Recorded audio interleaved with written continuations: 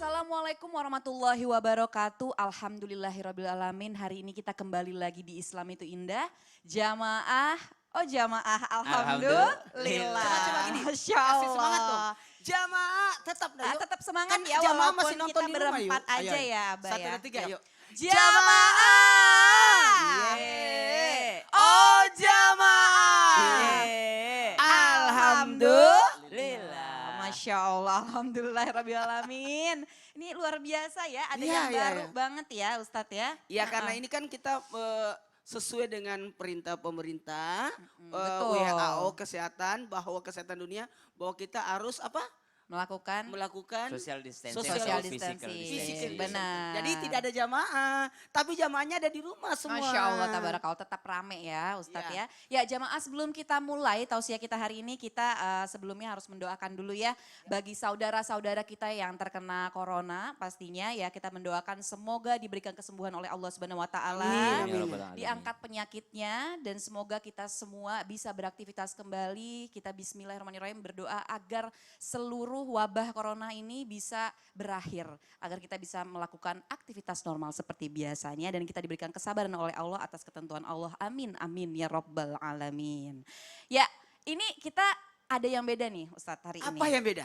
Soalnya hari ini kayaknya mau ngomongin kaum jomblo nih. Jadi kayak ada yang kesindir deh kalau ngomongin kaum jomblo gini ya. Makanya saya tadi minta benar. supaya Ustaz Samnya duduknya di tengah-tengah aja. Jangan di sana, nanti takutnya kabur. Ya benar Mbak.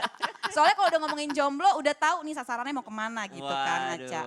tapi kan banyak juga penonton yang Oh masih iya, ini. emang nah makanya itu nih hari ini kita akan membahas katanya akan cemas kalau lagi ada social distancing. Nah emangnya kenapa sih? Karena kan kita kan tidak bisa menjalankan aktivitas seperti biasanya nih ya Ustadz ya. Nah apakah akan terhambat nih untuk mencari jodoh? Nah maka dari itu hari ini tema kita spesial sekali, Masya Allah bagusnya.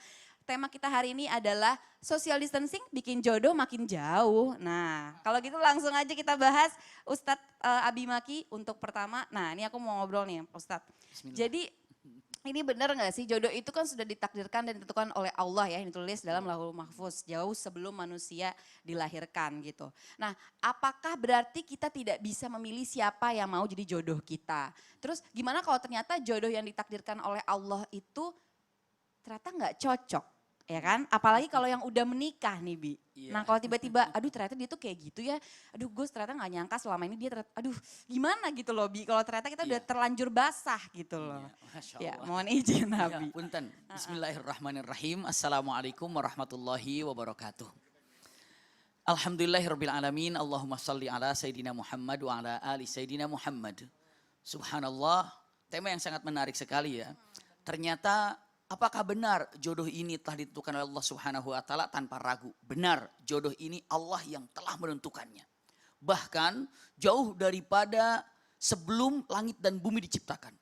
50.000 tahun sebelum langit dan bumi diciptakan Allah sudah tentukan semuanya. Bahkan jauh daripada itu juga, subhanallah ketika Allah ciptakan kalam. Allah katakan kepada kalam, uktub makana wa malam yakun. Tulislah wahai kalam apa yang terjadi dan apa yang akan terjadi. Subhanallah, tulis semuanya termasuk kita tertulis di sana. Lebih dekatnya lagi saat kita 4 bulan di perut ibu, Allah sudah tentukan rizki kita. Dan ternyata jodoh itu adalah rizki.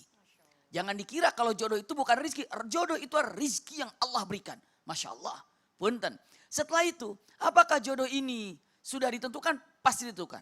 Ternyata setelah ditentukan dan sudah menikah, punten ini kayaknya gak cocok nih. Bagaimana ya? Katanya dari Allah, kok gak cocok? Begitu ya. Kayaknya dari Allah, kok gak cocok? Gak cocok dengan ngelihat pasangan hidup dengan istri. Kok gak cocok nih? Katanya dari Allah, kok gak cocok? Punten. Saya sampaikan bismillah tanpa mengurangi hormat. Jadi jodoh diberikan oleh Allah. Kenapa merasa ketidakcocokan? Tidak pernah ada. Yang namanya satu kehidupan keluarga semuanya cocok. Suami istri kalau semuanya cocok berarti bukan suami istri dan bukan nikah namanya. Pasti ada ketidakcocokan. Nah justru itulah indahnya dalam rumah tangga. Punten saling menghormati, mencintai ketidakcocokan tadi. Iya. Kalau semuanya cocok bingung. Ya kok begini katanya dari Allah kok gak cocok. Ya itulah nikah. Itulah nikah. Kalau mau cocok semuanya gak indah. Ini suka warna biru, suaminya warna biru, istrinya warna biru. Semua rumahnya biru semuanya. Sampai mobil biru, baju biru, tangga biru. Kenapa? Nggak indah jadinya. Tapi kalau satu warna yang berbeda. Ini warna berbeda, jadi indah kelihatannya. Ini suka apa, ini suka apa. Berarti ketidak ada atau saat ketidak ada kecocokan. Dalam kalimat ini jawabannya indah sekali. Karena itulah menikah. Itulah menikah. Tapi kalau seandainya kok bisa sampai cerai ya, punten. Orang bisa sampai cerai karena ada beberapa faktor. Di antara secara lahiriah saja atau secara maknawinya saja. Satu, itu adalah ketidak bisa menerimanya syariat dengan baik. Jadi maksudnya apa? Dia itu tidak bisa menerima dengan mengatakan tata cara dalam syariat seperti apa ketika menghadapi perbedaan pendapat dari suami istri. Maka sebelum menikah, pahami dulu ilmu suami itu apa, ilmu sebagai istri bagaimana, tanggung jawab suami bagaimana, tanggung jawab istri bagaimana. Kenapa demikian? Itulah yang harus dipahaminya. Iya, ini yang pertama. Yang kedua, kok bisa sampai cerai ya? Bisa jadi. Ini ujian dari Allah Subhanahu wa taala untuk mendapatkan hal yang jauh lebih baik. Bisa jadi suami istri cerai. Jangan dikira mengatakan, oh aib suami istri cerai ini. Tidak bisa dikatakan aib. Bisa jadi suaminya masalah, istrinya masalah, sehingga harus terpisah. Ternyata saat dipisahkan, sesungguhnya Allah ingin menyelamatkan salah satu di antara kedua belah pihak. Dan Allah ingin memberikan hadiah yang terindah untuknya. Bukankah saat itu Ruqayyah sebelum menikah dengan Utsman bin Affan pernah menikah dengan putranya Abu Jahal? Iya. Setelah itu apa? Ditolaknya. Kenapa? Karena Allah ingin memberikan hadiah kepada Ruqayyah. Kenapa? Ingin mendapatkan seorang laki-laki yang terindah, yakni ada Utsman bin Affan. Namun sebelumnya harus menikah dengan siapa? Seorang laki-laki yang kafir. Iya, tapi saat itu belum ada pengharaman dalam masalah pernikahan ini. Tapi yang jelas dengan mengatakan, apakah yang namanya jodoh itu dicari atau sudah ditentukan? Ditentukan, tapi harus ada usaha untuk mencarinya. Seperti itu. Iya. Jadi harus ada usahanya ya Bia, jangan Betul. diem aja juga gitu Iya. loh. Jadi Usahalah jangan walaupun sampai, ngintip-ngintip di Instagramnya gitu kan.